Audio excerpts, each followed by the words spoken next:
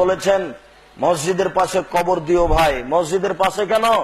আপনার বাপের কবর যদি কাবা ঘরের নিচে ঢুকিয়ে দেন লাভ হবে না? মসজিদের পাশে কবর দিয়ে বা কাবা ঘরের নিচে কবর ঢুকিয়ে লাভ হয় না। অর্থাৎ প্রেমের গল্প চলবে আর দিন রাত দোয়া করবেন, এই দোয়া কবুল হবে, এটা হয় না। এটা একটা অকল্পনীয়, একটা বোকামি ধারণা। এটা অসম্ভব হতে পারে না। এই পথ থেকে তাকে ফিরে আসতে হবে। ফিরে আসা ছাড়া তার কোনো পথ নেই। ওই মেয়েটা নগ্ন পোশাক পরে থাকে, আবার যারা বোরখা পরে তাদের নিন্দা করে, বলে বোরখা পরেই তো জেনা করে, আবার ভালো হলো কি করে? কেন ছায় এসব পোশাক পরে? লজ্জাহীনা মহিলা, তুমি অশিক্ষিতা, তুমি অসভ্য মহিলা। তুমি মনে রাখো, ভালো হওয়ার পথই হচ্ছে বোরখা পরা। ভালো হওয়ার পথই এটা। তুমি নগ্ন থেকে নিজেকে শিক্ষিত মনে করো কি করে? তোমার চুল দেখলে পাপ হয়, তোমার হাত দেখলে পাপ হয়, তোমার পা দেখলে পাপ হয়, তোমার মুখ দেখলে পাপ হয়, তোমার শরীর দেখলে পাপ হয়, তোমার গোটা দেহটা হচ্ছে অন্যের জন্য জেনার বস্তু। তুমি আবার বলছো আমি ভালো, ওই খারাপ। কেন বলেছে তুমি ভালো? তুমি অশিক্ষিতা, তুমি অন্য, তুমি বর্ব, তুমি অসভ্য। তোমার মতো মেয়েকে যদি আমরা অসভ্য প্রমাণ করতে না পারি, অশিক্ষিতা প্রমাণ করতে না পারি, জাতির সামনে বক্তব্য দিব না। এটা 18 বছর আগেকার কথা, আজও বলছি। তুমি কেন? তোমার বাপ সহ যদি আমি তোমাকে অশিক্ষিত প্রমাণ করতে না পারি, জাতির সামনে বক্তব্য দিব না। তোমাকে আমি বলিনি আমার 18 বছর আগেকার কথা, যে হেডমাস্টার প্রিন্সিপালের পরামর্শে স্কুলে শহীদ মিনার হয়েছে, ওই হেডমাস্টারকে যদি আমি অশিক্ষিত প্রমাণ করতে না পারি, আমি জাতির সামনে বক্তব্য দেব না। 18 বছর আগে বলেছি, আজও বলছি, দিন বুকে বলছি। এই ছেলেটাকে বলেছি, তোমার প্যান্ট এখনো নিচে আছে, তোমার বাপের প্যান্টটা কিনলো কি করে? তোমার মায়ের প্যান্টটা দিন রাত পরিষ্কার করে, তোমার মা দেখে না? এটা কেটে ছোট করে না? তুমি কে বুঝাতে চেয়েছ? তোমাদের পরিবারকে যদি অশিক্ষিত প্রমাণ করতে না পারি, জাতির সামনে বক্তব্য দিব না। তোমার বাপ মাস্টার ডিগ্রি পাস মানুষ, ডান দিকে বসে থাকে, তোমার মা মাস্টার ডিগ্রি পাস মহিলা, বাম দিকে বসে থাকে, আর তুমি কানে ইয়ারফোন লাগিয়ে হিন্দুস্তানের হিন্দি ল্যাংটা গান শোনো, আর তুমি বলছো আমি শিক্ষিতা। তোমার বাপ মাকে যদি অশিক্ষিত প্রমাণ করতে না পারি, জাতির সামনে বক্তব্য দেবো না। আজও অদাবদ্ধ, এখনই যেতে চেয়েছি, প্রয়োজনে যাব না।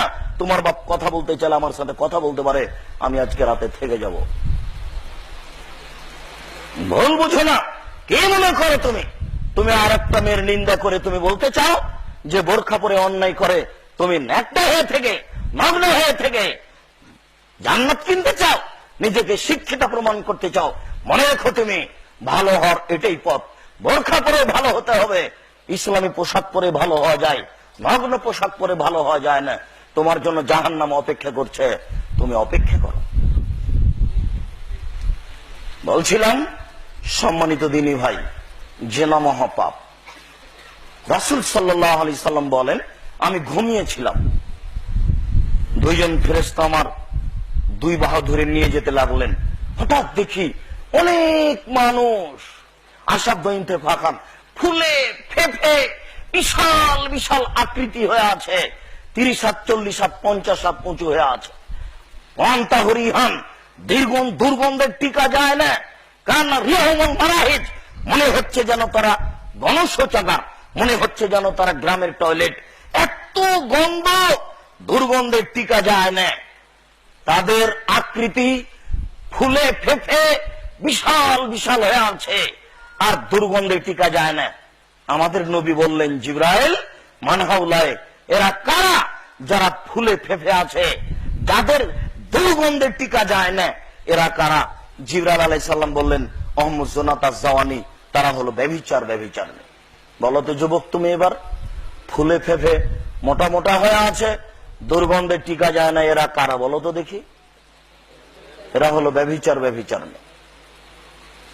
সামরা ইবনে জুনদুব বলেন, আমার নবী মুহাম্মদ সাল্লাল্লাহু আলাইহি সাল্লাম বললেন, আমার 2 হাত ধরলো জিবরাইল এবং মিকাইল। বুখারীর হাদিস। নিয়ে যেতে লাগলো, অনেক দৃশ্য দেখলাম। তার একটা দৃশ্য দেখলাম যে একটা গর্ত, ভিতরে আগুন আছে, ধাঁধা ধাঁধা করে আগুন উপরে চলে যাচ্ছে, আবার নিচে আসছে। দেখি তার ভিতরে নারী এবং পুরুষ উলঙ্গ হয়ে আছে, জমা ধরে আছে।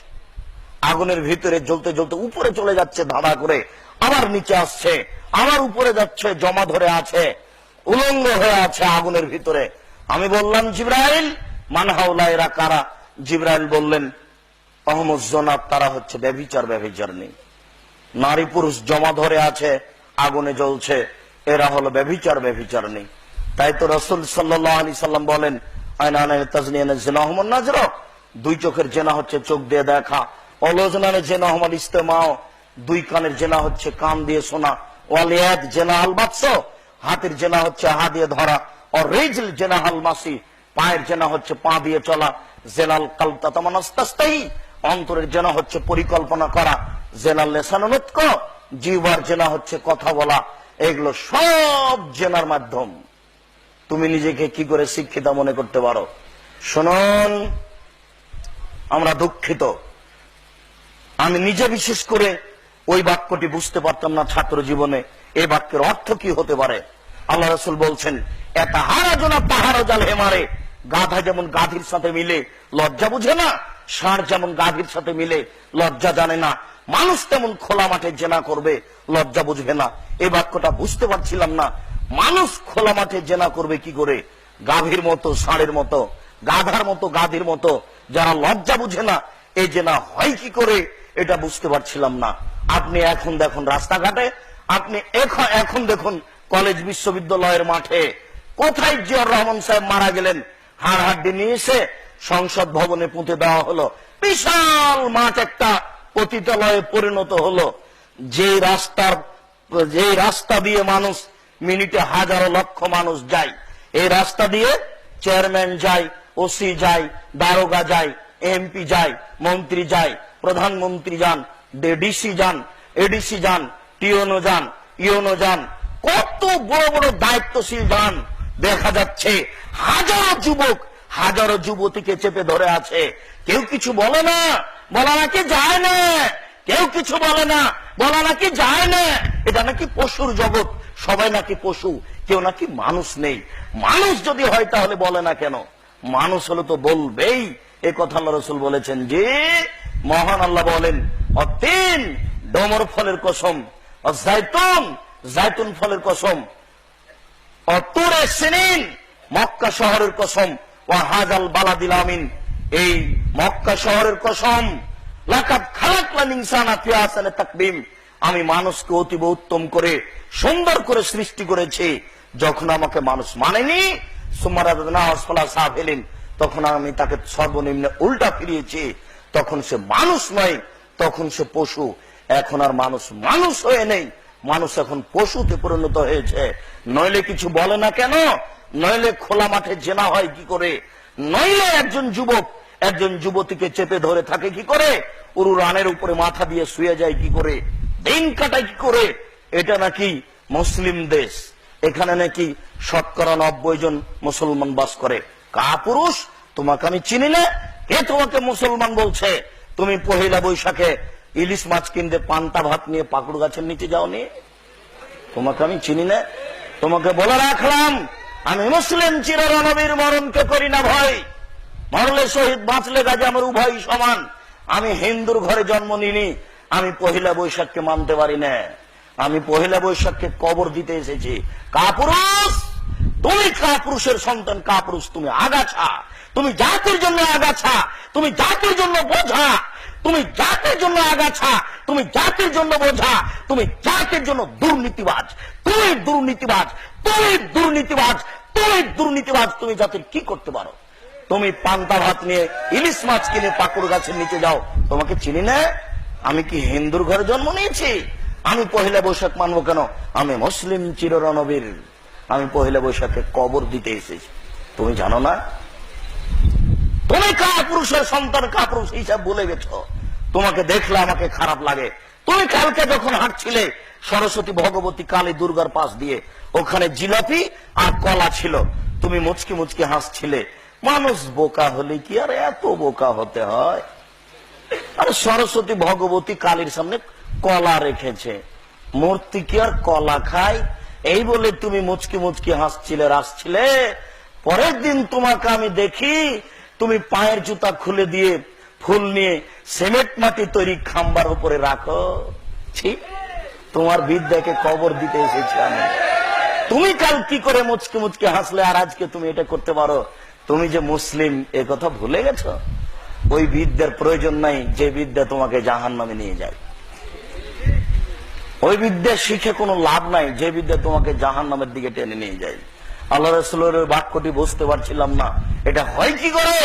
এটা হারাজুনা তাহারে জাল হেমারে, গাধা যেমন গাভীর সাথে মিলে লজ্জা বুঝে না, ষাঁড় যেমন গাভীর সাথে মিলে লজ্জা জানে না, মানুষ তেমন খোলা মাঠে জেনা করবে, লজ্জা বুঝবে না। সম্মানিত উপস্থিতি, যুবক শোনো, আল্লাহ রাসূল বলছেন 6 শ্রেণীর মানুষকে আমি জান্নাতে নিয়ে যাব। সেটা আমার ব্যাপার, কিভাবে নিয়ে যাব। তার 1 শ্রেণীর মানুষ হচ্ছে বেগানা নারীকে দেখে, অপর নারীকে দেখে চক্ষু নিচু করে যারা, তাদেরকে আমি জান্নাতে নিয়ে যাব। কিভাবে নিয়ে যাব সেটা আমার ব্যাপার। তিনি বলেন 3 শ্রেণীর মানুষ জান্নাতে যাবেই, 3 শ্রেণীর মানুষ জান্নাতে যাবেই। তার 1 শ্রেণীর মানুষ হচ্ছে অপর নারীকে দেখে চক্ষু নিচু করে যারা, তারা জান্নাতে যাবেই। তিনি বলেন হঠাৎ যদি কোনো নারীর উপরে চোখ পড়ে যায় তাহলে মুখটা ফিরিয়ে নিতে হবে। শুনুন 3টি কথা। 1, 6 শ্রেণীর মানুষকে আল্লাহ রাসূল জান্নাতে নিয়ে যাবেন। তার 1 শ্রেণীর মানুষ হচ্ছে অপর নারীকে দেখে চক্ষু নিচু করে যারা, তাদেরকে আল্লাহ রাসূল জান্নাতে নিয়ে যাবেন। কিভাবে সেটা তার ব্যাপার। তিনি বলেন 3 শ্রেণীর মানুষ জান্নাতে যাবেই। তার 1 শ্রেণীর মানুষ হচ্ছে অপর নারীকে দেখে চক্ষু নিচু করে যারা। তিনি বলেন হঠাৎ যদি কোনো নারীর উপরে চোখ পড়ে যায় তাহলে কি করতে হবে? চক্ষু ফিরিয়ে নিতে হবে। এবার বলো যুবক, তোমার মোবাইলের কি হবে? তোমার মোবাইলে দিন রাত ল্যাংটা মেয়ে নাচে। এবার বলো যুবক, তোমার বাপ মায়ের কি হবে?